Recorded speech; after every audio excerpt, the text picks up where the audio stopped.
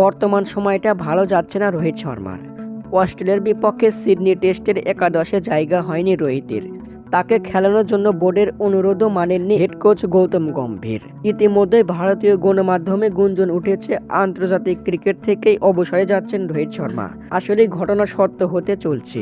শোনা যাচ্ছে দেশে ফিরেই আন্তর্জাতিক ক্রিকেটকে বিদায় বলবেন রোহিত শর্মা। এর আগে টি-20 থেকে অবসর নিয়েছেন রোহিত, এবার টেস্ট ও ওয়ানডে থেকে অবসরের ঘোষণা দিতে যাচ্ছেন রোহিত শর্মা। এরই মধ্যে ভারতীয় ক্রিকেট বোর্ড 3 ফরম্যাটে 3 জন অধিনায়ক বেছে নিয়েছে। টেস্টের জন্য আপাতত অধিনায়কত্ব করবেন জাসপ্রীত বুমরা, আর টি-20তে অধিনায়ক করবেন সূর্যকুমার যাদব। এটা তো আগে থেকেই ঠিক করা রয়েছে। ওয়ানডে দলের জন্য 2 জনের নাম উঠলেও বিসিসিআই হার্দিক পান্ডিয়াকে বেছে নিয়েছে।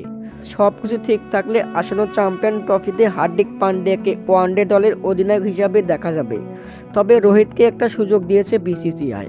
আগামী 12 জানুয়ারির মধ্যে চ্যাম্পিয়ন ট্রফির দল ঘোষণা করবে ভারত। এর মধ্যে রোহিতের মতামত জেনে নেবে বিসিসিআই কর্মকর্তারা।